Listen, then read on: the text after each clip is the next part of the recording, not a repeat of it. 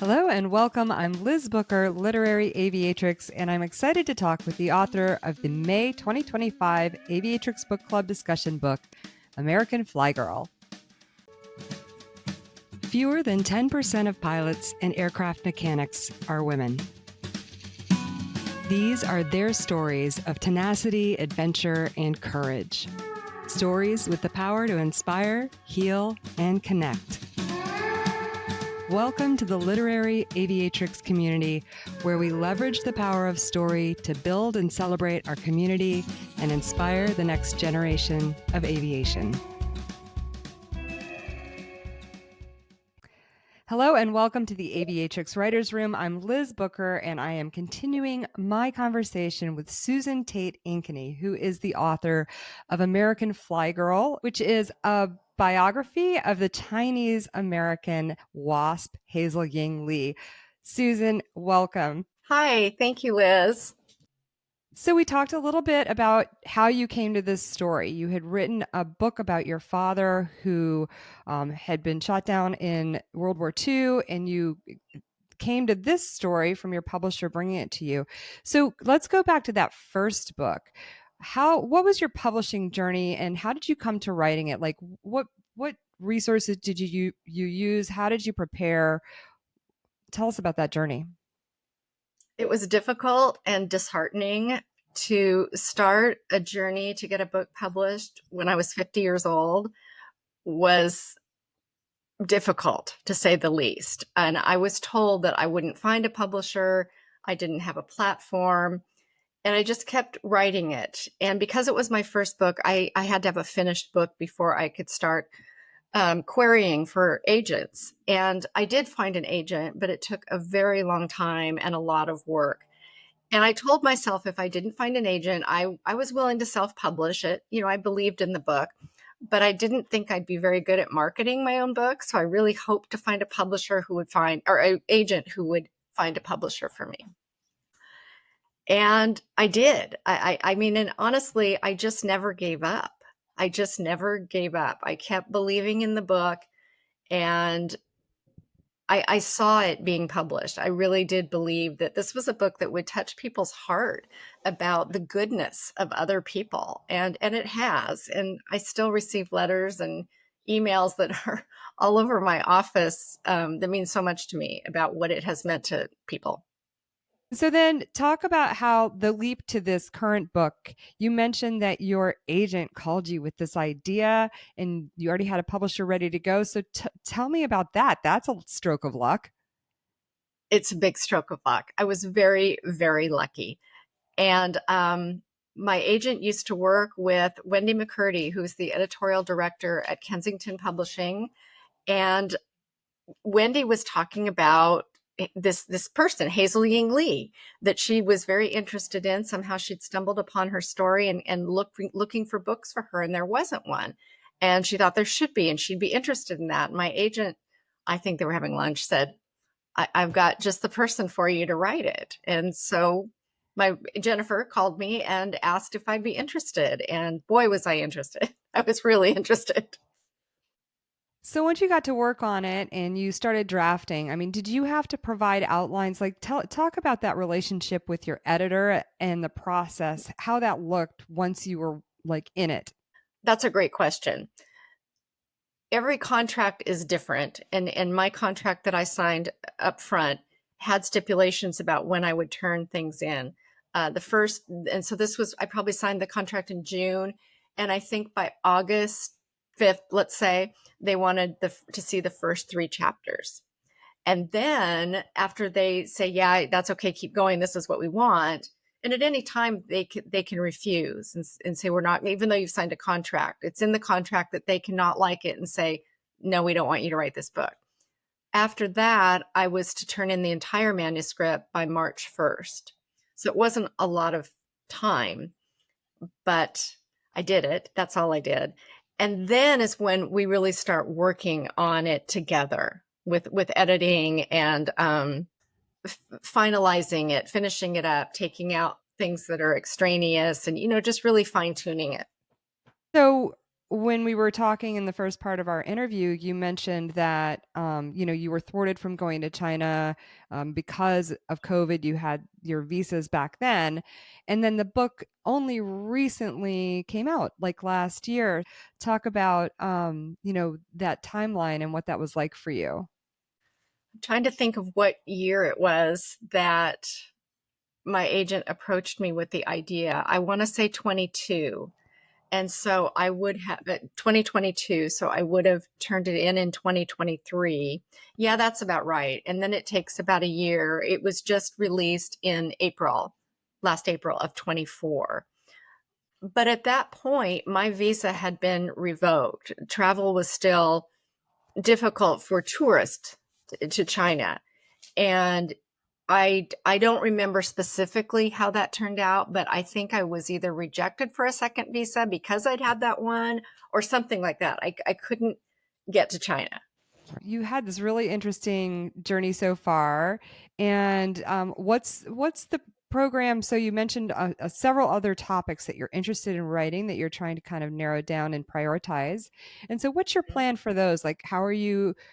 Do you already have people interested in them? Are you going to need to write, an outline of them to submit, or how's that going to work?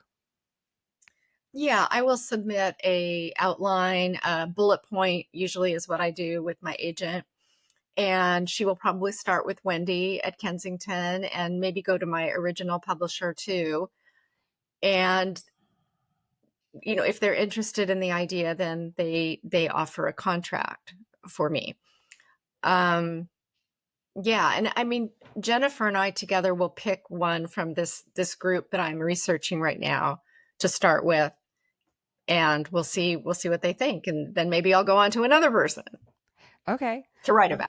Yeah, yeah, Okay. but I'm writing about a woman whose story has not been told, forgotten in history, a woman's story who needs to be told. Yeah, that's your jam. That's where you're going to stay for a bit. Yep, Oh, and we yep. appreciate you hanging out in the aviation world a little bit too. So we I appreciate love the aviation world. that. That's I hope I amazing. can stay here. I do too. So, how's it going for book promotion for you? Like, how involved are you? What is the publisher doing? Like, how's that working? This is why I wanted a publisher, because I knew I wouldn't be good at going out and promoting it myself, which if you self-publish, you do that. I mean, you can hire a publicist, but my publisher, I have a publicist, Ann Pryor, she's great. And she sets me up and sends me out into the world, and I go where she tells me to go. And she sets up interviews and, all kinds of things. I'm very busy and I'm happy to do that. Personally, though, on my own, I have done a lot of book groups in town. I have a lot of friends and they want me to come and talk to their book group and they tell somebody else. And I really love it. I really love to sit in a room with readers. I Hmm. mean, what a luxury that is. And to talk about books, specifically my book. I mean, yeah, it's wonderful. But I'm lucky. Again, I'm very, very lucky that I have someone who knows what they're doing helping me out. Otherwise, that's a lot of how your book gets out there That's is right. promoting. And I know people struggle with it if they have to do it themselves. Yeah, for sure. Yeah.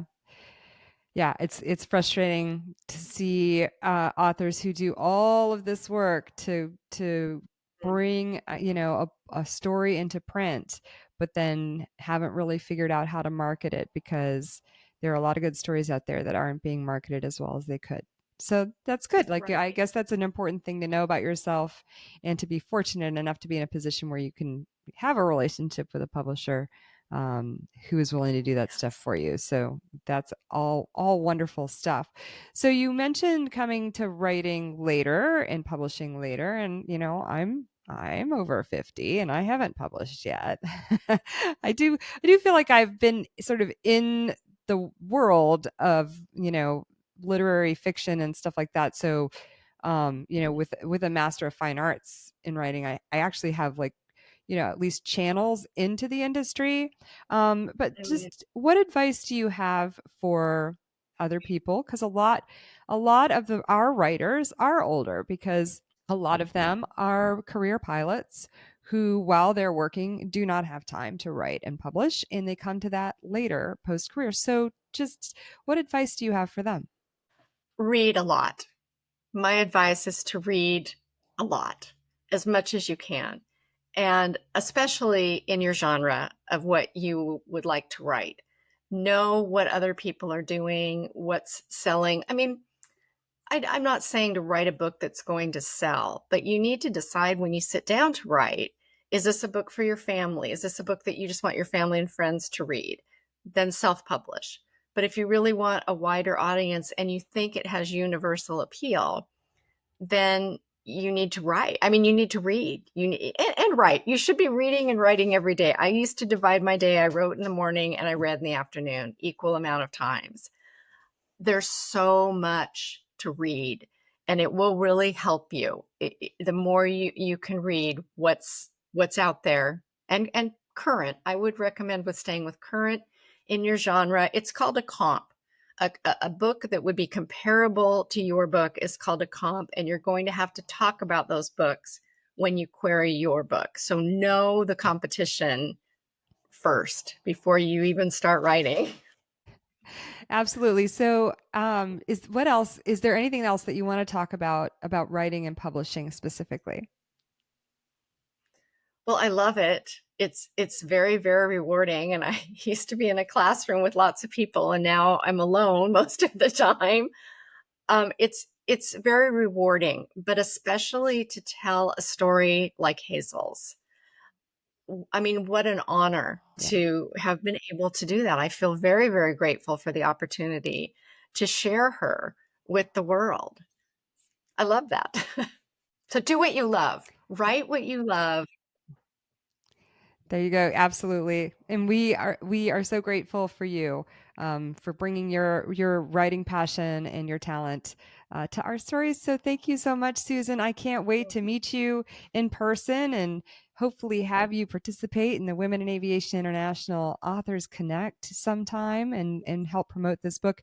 Is the book coming out in paperback in April? Next February, I believe. They actually delayed that Yeah. out a Okay. year. Next February, I'm pretty Okay. All right. sure. Yeah. All right. Well, we'll look forward to that when it happens. Susan, once again, thank you so much. And here I am, I'm ready to go again. I'm ready to say